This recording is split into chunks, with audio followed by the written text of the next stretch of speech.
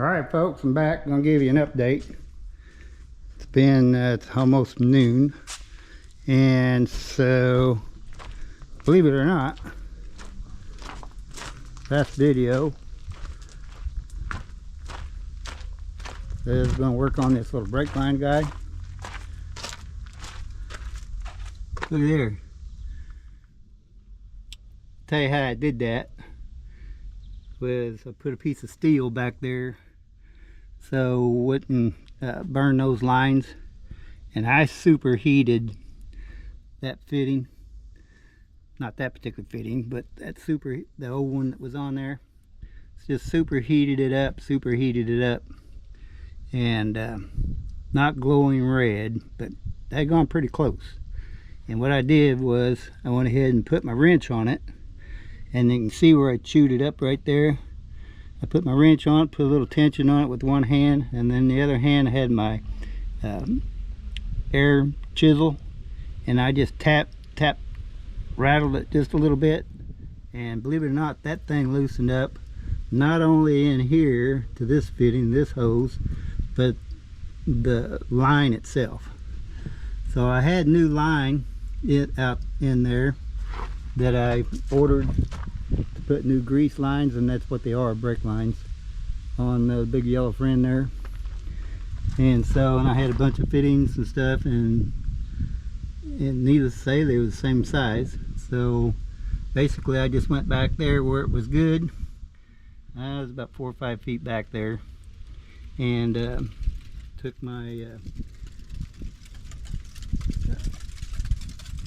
brake line cut tool and cutter, and then I flared it back there, and then I put a union in it, or not a union but a connector, and then I made this brake line. I took that one there off, and then I made that brake line up, matched, sort of kind of matched anyway, not perfect.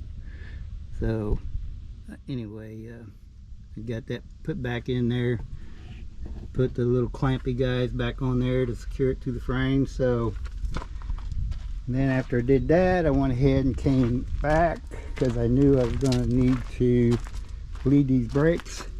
So I went ahead and got my little 3/8 ratchet or impact wrench, and just used a little pressure there, just enough to tat, and loosen those guys up, the bleeders, and clean them out real good so they're ready when it comes time to bleed the brakes.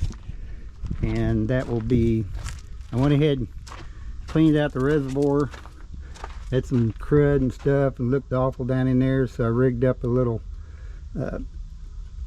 end to my my vacuum, and I was able to suck all that out of there. So I went ahead and filled all that crap out of there, and I went ahead and filled that back reservoir up. So anyway, that part's ready to go. So when my new brakes calipers come in, so I can go ahead and put them back together, and then I'll probably bleed the brakes, since it'll be really easy to get to everything before putting the wheels and everything back on it. Oh, and I also forgot to mention, the water pump was seeping out when I got it out of the seep hole, so that meant the seal was bad in it. So I went ahead and took that out.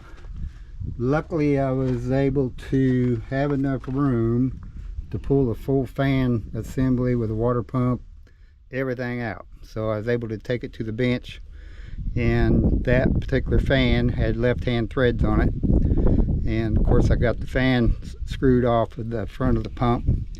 So when I go to put it together, I'll probably put the fan on up in there, and then I'll be able to just put that pump on. I won't have so much weight and everything. Put that pump on and everything, and get that put back in place. So I need to make a parts run.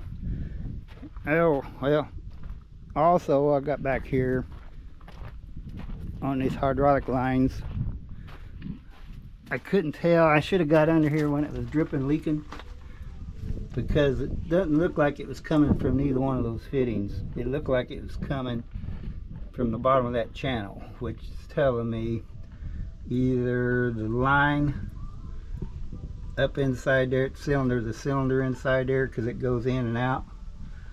So evidently there's a line or packing or something bad with that cylinder. So I went ahead and power washed and all this back here so I can see what I'm doing. And like I say, some of those lines are already bad, and since it's out of fluid, no fluid back here, so I'll go ahead and take those bad lines off so I can have them made up when I go to the store there, town there, Monday. And because I know they're going to be needing replaced anyway, so I'm hoping that there's not an issue with that there. I had everything working, and everything was going up and down. That was going up and down. The only thing that wasn't working was that cylinder going in and out, which takes that out there, and basically your tires, front tires of your vehicle, there's that adapter that goes on there with the other parts. But anyway, it sits on that, and then you're ready to be able to raise the whole front of the car up. So, but I got to looking at those two lines coming up there, and according to that valve,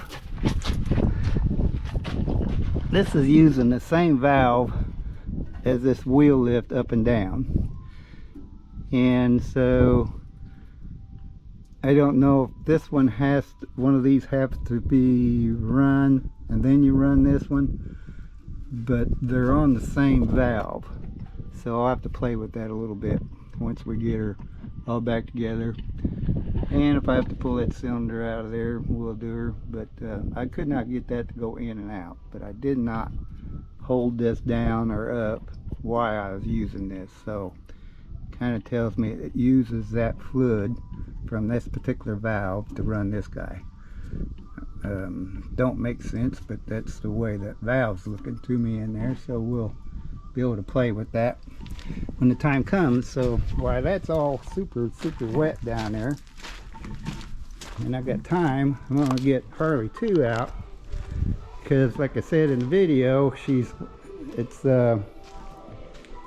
shifts up in the second really good, nice and smooth, shifts up in the third, and it's got a vibration, and same thing when it goes up in the fourth. And basically it's at a low RPM when it's got a lug on the transmission, you know, it's like it's lugging down, low RPM shift. So, but I noticed when I went out on the road, I went up to 65 miles an hour, it smoothed out. So it's just when that initial shift. So it might be shifting a little too soon, but anyway, there's a little chatter. I did a research online, and a lot of people told me, said theirs started doing that, and it's they went ahead and changed fluid and transmission filter on it, and this has got 219,000 miles on it, and I do not think that has been done to this. According to what it looked like underneath there, it don't look like that pan had ever been off. So I'm gonna go to town. I'm gonna pick up some fluid and a filter, where I'm gonna call first, and I'll pick that stuff up, and then I need some small stuff there. I need to run trash off anyway, and it's supposed to be super hot, so more or less I got, other than that stud, I can pull off of that there till that dries up, then I can pull those lines off later on this afternoon, have them off, or I can pull them off Monday morning. I have plenty of time, but I'm going to give that stud plenty of time and let that penetrate and oil work. I'm half tempting to, if it's not going to work, I got a little 90 amp wire welder, which would be good enough for that, so I could you know, batten down flat that little stud there and weld a nut on there. So I say that's probably going to be my next step if it doesn't come out with my vice grips or pipe wrench. So needless to say, we'll get it, but could have been a whole lot worse. So anyway, yeah, I figured I'd bring you up to date. So I'll bring you back on when I get that up on the lift.